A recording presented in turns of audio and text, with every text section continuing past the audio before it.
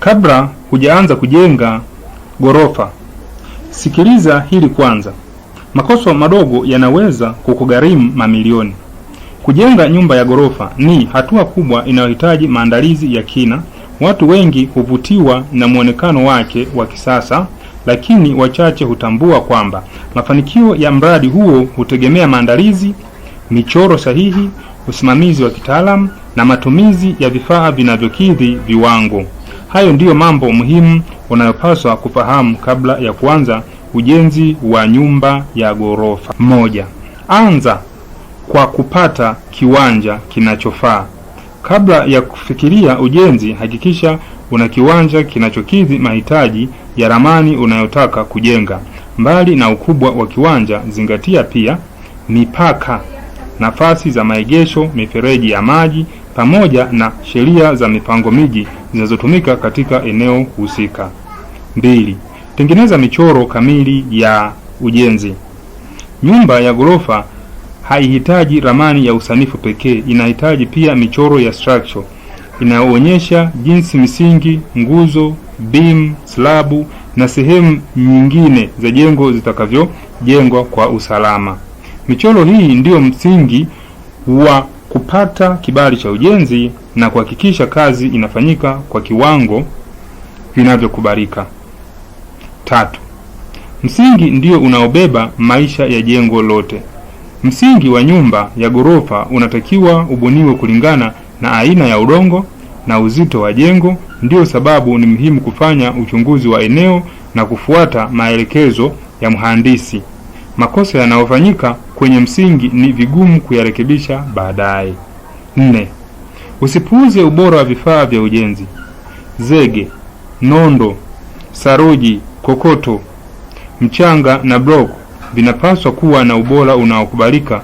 Kutafuta vifaa vya bei ya chini bila kuzingatia ubora kunaweza kuhatarisha uimara wa jengo na kuongeza gharama za ukarabati siku zijazo. 5. Slabu ya gorofa inahitaji umakini mkubwa. Slabu ndio sakafu ya gorofa ya juu.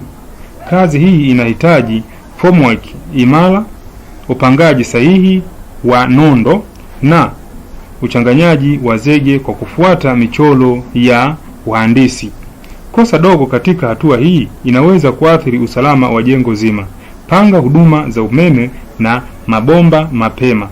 Wiring ya umeme na mabomba ya maji yasiyopangwa kabla ya finishing unaweza kulazimika kubomoa kuta ili kufanya marekebisho. Hilo huongeza gharama na kupunguza ubora wa kazi.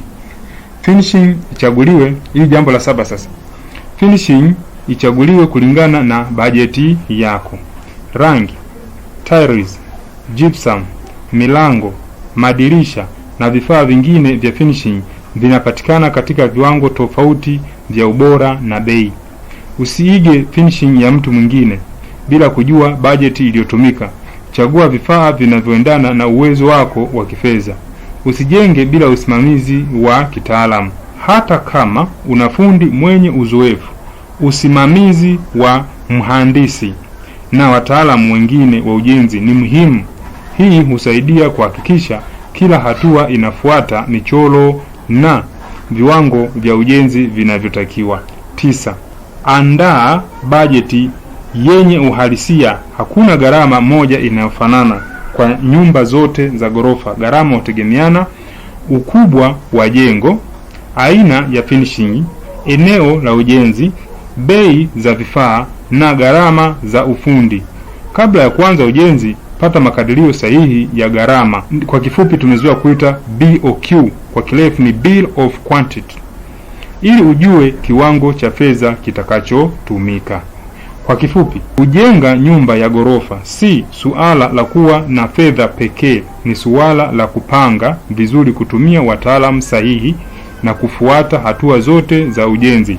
Ukifanya hivyo utapata jengo salama lenye ubora na litakalo dumu kwa miaka mingi. Ujenzi wa Nyumba TZ. Tunatoa huduma za kuchora ramani za nyumba za kisasa pamoja na za magorofa, michoro ya structure, makadirio ya gharama za ujenzi BOQ, usimamizi wa miradi ya ujenzi, ushauri wa kitaalamu kuhusu ujenzi, kuangalia baadhi ya ramani. Unaweza kutembelea katika mitandao yetu mbalimbali, humo huwa tunaziposti. Kwa kuwasiliana na mimi kwa njia ya simu, piga simu 0712 93 70 90 au kwa njia ya WhatsApp ni 07 65 93 70 90. Kwa barua pepe ni info@mjenziwanyumba.tz.com. Tembelea YouTube ya Mjenzi wa Nyumba TZ ili uweze kupata elimu nyingi zaidi na zaidi. Mjenzi wa Nyumba TZ, nyumba bora hujengwa na fundi bora. Asante sana kwa kunisikiliza na karibu tena kwa elimu zaidi na zaidi. Shukrani.